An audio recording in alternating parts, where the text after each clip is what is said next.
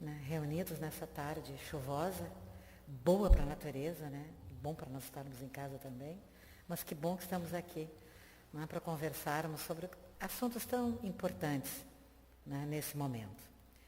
Então, todos sabem, né, que nós temos aí o Setembro Amarelo, né, o mês de prevenção ao suicídio. Então, todos os meses sempre se tem algum tema, né, a ser abordado. E esse mês a gente está trabalhando sobre a prevenção do suicídio, que sempre foi uma coisa muito difícil de falar, sempre foi um tabu na vida das pessoas, porque é um tema muito difícil de ser abordado, de conversar, de entender, né, que leva as pessoas, né, a chegarem a esse estágio. Então, nada mais saudável do que valorizar a vida e ter um pouco de entendimento sobre esses fatores. Então, assim, a Organização Mundial da Saúde, ela contabiliza em torno de 804 mil suicídios por ano no planeta. Então, vejam bem, 2.200 casos consumados por dia, né? Um a cada 40 segundos. Então, tão difícil a gente mensurar isso, né? Tão difícil a gente entender o que leva uma pessoa a tomar esta atitude.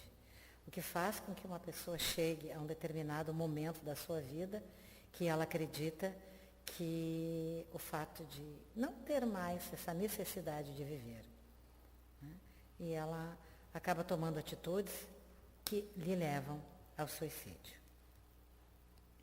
Então, a Organização Mundial da Saúde, ela fala que o suicídio mata mais do que homicídios, em torno de 437 ocorrências no mundo, 437 mil ocorrências no mundo.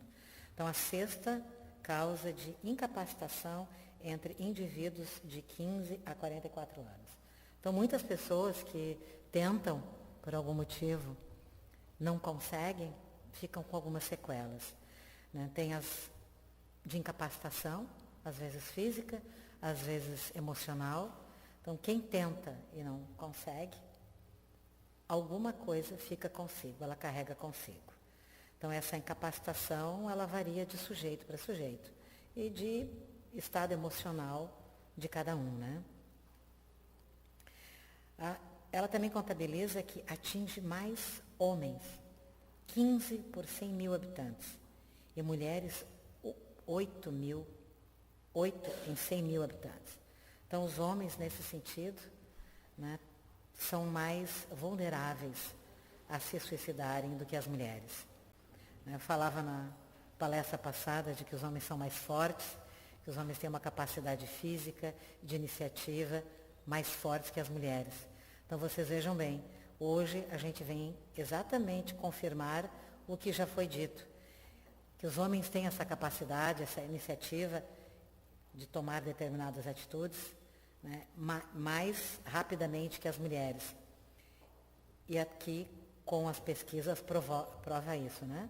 Até nesse momento difícil, os homens são em maioria. Assim, para cada morte por suicídio, há 2 dezenas de tentativas sem sucesso. Calcula-se em torno de 16 milhões de tentativas por ano. Aqui não se fala somente do ato em si, né? Daquele ato mais violento, com algum tipo de instrumento, né? Aqui fala-se também em outras atitudes, que são as atitudes da falta do cuidado e do amor próprio, que entra nestas tentativas, né? Uma pessoa que tem dificuldade de se cuidar, tem dificuldade de se amar, tem dificuldade de entender, não é? Ela não necessariamente vai perder a vida física, mas ela também perde a sua vida emocional. Isso também não deixa de ser uma espécie de suicídio, quando ela vai perdendo esta motivação para viver. Então, só com prevenção, informação e procedimentos adequados será possível reduzir essa epidemia. Então, vocês vejam bem, ela já é considerada uma epidemia. Ou seja, ela atinge todos os estágios da sociedade, todos os países, todas as localidades. Nós, o estado do Rio Grande do Sul, é um dos estados com maior índice de suicídios comparados ao restante do país. E dizem que algumas pesquisas podem evidenciar que ela está associada aos homens, aos agricultores e ao uso excessivo de agrotóxicos. Existem estudos nesta área, não é? Pessoas que são agricultores, é um índice maior entre quem não trabalha na agricultura, e seria um dos componentes responsáveis o uso excessivo de agrotóxicos. Então vocês vejam bem, né? Ele não é só um ato rápido, mas ele é um ato contínuo, progressivo e determinante. Então existem essas pesquisas que estão sendo feitas no Rio Grande do Sul, claro, em todo o país, né? E isso é importante que a gente tenha esse conhecimento, que nos leva a pensar, né, sobre tanto que se fala dos cuidados com a natureza, né, dos cuidados com a poluição. Então isso também é uma forma de ter falta de saúde física e mental. Antes concentrava-se entre os idosos. Os idosos tinham um índice maior de suicídio. Agora ele se espalha entre os adolescentes, LGBT+, povos, indígenas, agricultores, policiais e militares. Ou seja, qualquer pessoa na face da Terra pode estar convivendo com alguém com transtornos capazes de levá-lo a se matar.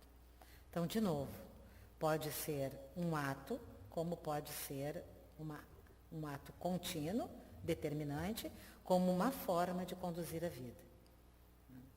Então, sempre quando a gente se fala em suicídio, é importante que as pessoas entendam e não levem sempre para o lado do ato como um todo, né?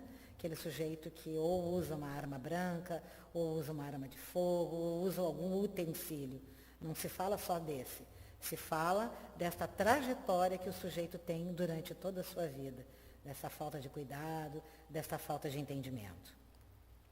Causas do suicídio. Então, tem a perspectiva biológica, tem as teorias psicológicas e o sentido sociológico, que é bom a gente entender um pouco como é que funciona tudo isso, né?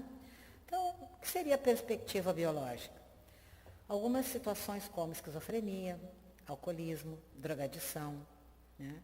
Até o baixo nível de serotonina no organismo podem catalisar o desejo de suicídio. Ou seja, a falta deste elemento químico faz com que a pessoa tenha uma capacidade intelectual comprometida e possa lhe tirar o entendimento da realidade onde ela está inserida e impedida de buscar ajuda. Então, são características biológicas que podem estar associadas a isso. Tem as teorias psicológicas que podem acontecer por conta das perturbações mentais, das depressões graves, melancolias, os desequilíbrios emocionais, pensamentos obsessivos, delírios clônicos. Quando a gente pensa demais, quando a gente se apega demais a determinadas situações, quando a gente começa a ter um determinado foco somente no problema. Muitas vezes a gente pensa que o nosso problema é o maior, que a nossa dor é maior, que a situação que nós estamos vivendo é pior que a do outro, e nós trazemos e acreditamos que nós temos um sofrimento maior que os outros. Isso, então, é um comprometimento de ordem emocional muito importante, porque as pessoas sentem, mas não conseguem falar, não conseguem se expressar. Portanto, não conseguem entender o que está acontecendo. E tem o sentido sociológico, né? Tem aquele que é considerado o suicida egoísta, né? Para não sofrer mais, né? Ele já não tem mais amor pela vida, ele já acha que a vida não serve para ele estar aqui. Para que viver, né? Para que continuar esta vida se ele não serve para nada, se ele não é uma pessoa importante para ninguém? O altruísta, né? Para não dar trabalho para os outros, e isso é comum em pessoas idosas, que começam a ter essa percepção de que não servem, que não têm utilidade, e elas podem, sim, né, por conta até de algum instrumento, ou uso de medicação, ou até algum tipo de acidente doméstico, alguma coisa nesse sentido, né? Tem aquele suicida anômico, que é por causa do desequilíbrio de ordem econômica e social. Isso aqui é um fator muito interessante. Não só a gente já leu e fatos que aconteceram recentemente, mas os livros, né, os livros da doutrina, trazem histórias semelhantes de pessoas que não suportaram a sua queda financeira, pessoas que tinham uma vida financeira muito bem estruturada e, por uma causa do destino, foram perdendo os seus bens, foram se sentindo desvalorizadas, não lembraram que tinham familiares, que tinham filhos, que tinham esposas, que tinham pessoas que dependiam dele. E ele, então, tira a sua vida. Não foi o ano passado, porque o ano passado ainda nós estávamos num período forte da pandemia, mas creio eu que tenha sido em 2019, não sei se vocês lembram, um evento que acontecia, um evento público, onde haviam várias pessoas presentes, né? Um empresário se suicidou durante o evento. Era um evento, não sei se era na área de agropecuária, indústria, comércio, eu não sei que tipo de evento era, mas era de empresários. E havia bancada na frente, as pessoas sentadas, e enquanto as pessoas discursavam sobre o tema, um dos empresários se suicidou. Por quê? Depois foram entender, né, quem era, foram buscar saber as informações, ele era um empresário que estava em falência. Então vejam bem como é difícil para quem também tem essa perda material, entender que embora ele tenha perdido os bens materiais, ele ainda tem a vida dele, ele ainda tem a família dele, ele ainda tem muitas coisas que podem mudar esse rumo. E que se antes tinha tantos bens materiais, precisa aprender a viver com menos bens materiais, mas que pode viver. Não é? Os jovens, né? 80% dos jovens avisam que vão se matar. O suicida não quer morrer, e sim parar de sofrer. O suicídio é visto como uma solução. Então, os jovens, né, são com baixíssima tolerância à frustração, né? Os jovens são muito sensíveis às perdas, né? Jovens muito ligados aos bens de consumo, muito preocupados com o ter, com os bens materiais, que é o que a maioria deles se satisfaz, acreditando que isso é o melhor para eles, passam a entender que se eles não tiverem mais isso, ou que muitos deles têm excesso, já não valorizam mais. Então, eu sempre costumo dizer, quando eu tenho a oportunidade de fazer uma comparação, e aqui ela é bem aceita, né? O excesso de gratificação, em qualquer situação, faz tão mal quanto a falta de gratificação. Então, quando tu gratifica demais, quando tu dá demais, tu também está prejudicando. E muitos jovens que entram nesse processo são jovens que têm objetos materiais em excesso. Mas muitas vezes não tem aquilo que ele está buscando, que é a sua família, que é o seu acolhimento, que é o carinho e o espaço que ele pode encontrar dentro da sua família.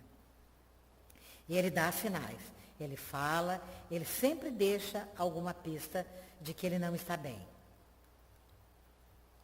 Jovens com transtorno bipolar, né, apresentam um risco 10 vezes maior do que a população normal de cometer suicídio. Bipolar ou o transtorno afetivo é o mesmo. São aquelas oscilações de humor que levam a pessoa da depressão para a euforia. E o transtorno bipolar ele tem alguns estágios, mas ele não tem cura e ele precisa ser tratado com medicamento psiquiátrico. Quem usa medicamento psiquiátrico tem uma vida normal para trabalhar, estudar, fazer tudo que pode dentro do seu uso de medicação para manter a estabilidade.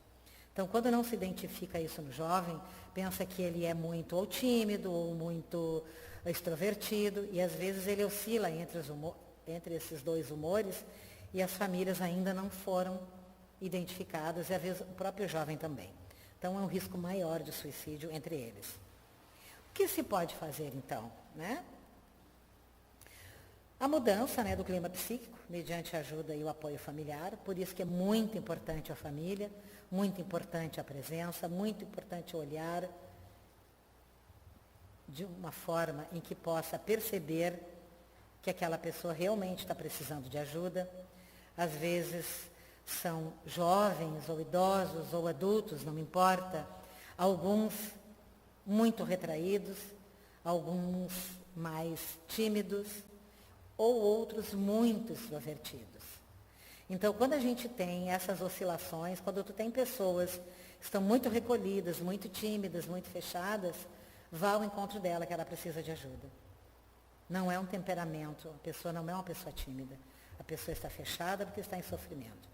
E se ela é extremamente agitada, se ela é extremamente extrovertida, se ela é uma pessoa muito inquieta, que nada serve, nada agrada, pode ser até uma pessoa que consuma bens em excesso, também precisa de ajuda. Então, esses extremos são muito importantes de serem observados pela própria família. Então, o que a gente pode tentar descobrir, né, a origem do sofrimento, o que faz essa pessoa estar com esse tipo de comportamento, ter uma observação mais apurada dos seus sinais e pedidos de socorro. Todos que estão em sofrimento pedem socorro de algum jeito, mas a gente precisa olhar para essa pessoa e saber o que ela está tentando nos dizer. Jamais deixá-lo sozinho. Iniciar, né, um acompanhamento médico, psicológico. Procurar ajuda sempre. Quando a gente perceber que existe algo que não está estável e que também nos deixa desconfortável, porque quando nós nos deparamos com pessoas que têm atitudes que nos chamam a atenção, é certo que tem alguma coisa que está desorganizando aquela pessoa. Se nos deixa desconfortáveis, quiçá a pessoa que está se comportando dessa forma. Então, ele dá sinais e nos desconforta. Vamos ao encontro dessa pessoa para poder ajudar. A depressão e tendências suicidas podem ter origens espirituais. Histórias vividas, né? Recentemente, eu estou concluindo um livro, né, que fala exatamente sobre esse tema, né, sobre o suicídio na adolescência e na infância, e traz, né, neste livro alguns conteúdos muito interessantes que alguns suicidas voltam, né, e reencarnam com este sentimento. E se ele não se tratar, se ele não buscar ajuda, ele pode novamente repetir ter esta mesma atitude. E pode voltar várias vezes, reencarnar, sempre com este sentimento, né? Com essa falta de vontade de viver. Então, às vezes, a gente olha uma pessoa e olha para ela, vê uma pessoa com toda a estrutura financeira, social, afetiva, familiar, boa, relativamente boa, né? Dentro do que se considera saudável, e tu olha para ela e é uma pessoa que não é feliz. É uma pessoa que nunca está bem dentro do seu espaço. Então, o que será que acontece com ela? Talvez ela tenha histórias, né, que ainda não tenha conseguido resgatar em tantas reencarnações. Então, buscar a orientação, né, o entendimento do que está acontecendo dentro da doutrina ajuda bastante. Manter a harmonia no lar, né, buscar esse apoio espiritual dentro do centro, né, do centro espírita, que é onde nós temos condições de ajudar. E algo que é muito importante, que todos nós devemos ter sempre, que é o Evangelho no lar. Né? O culto do Evangelho no lar não é uma inovação, é uma necessidade em toda parte. Quando o ensinamento do Mestre vibre entre quatro paredes de um templo doméstico, os pequeninos sacrifícios tecem a felicidade comum. Emmanuel. Então vejam como o Evangelho consegue harmonizar uma casa. Esses dias eu conversava com uma pessoa e a pessoa dizia para mim assim: eu tenho feito o Evangelho, mas assim, nada mudou. O Evangelho no lar é que nem uma medicação. Ela precisa ser contínua, ela precisa ser regrada.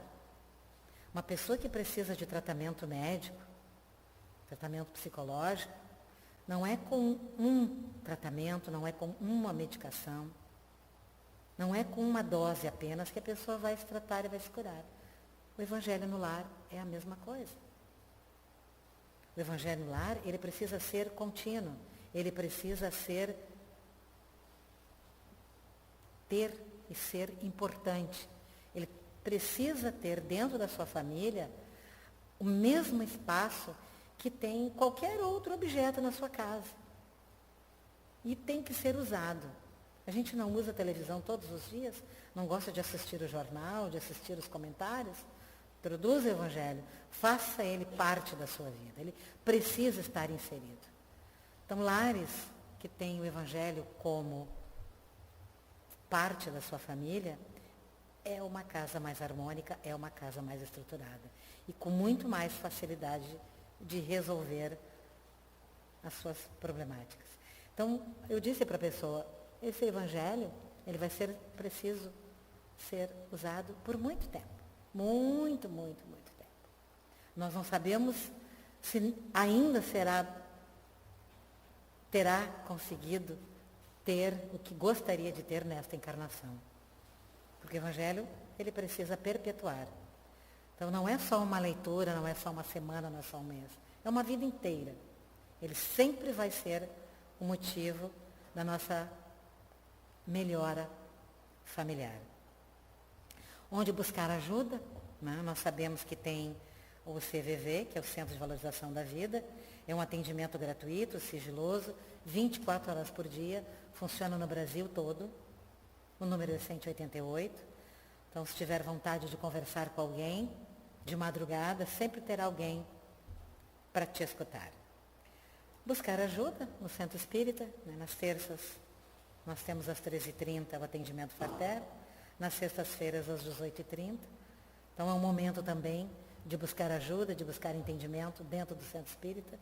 Que bom que nós estamos conseguindo voltar, que bom que a gente pode colocar esses horários, traz para nós uma grande satisfação saber que a casa está aberta, com todos os cuidados. E assim, para a gente refletir um pouco, não podia deixar, né, de trazer o André Trigueiro. Né? Então, o que ele diz? O mais importante é perceber que nenhum sofrimento dura para sempre. Não é, pessoal? Tudo na vida tem início, meio e fim.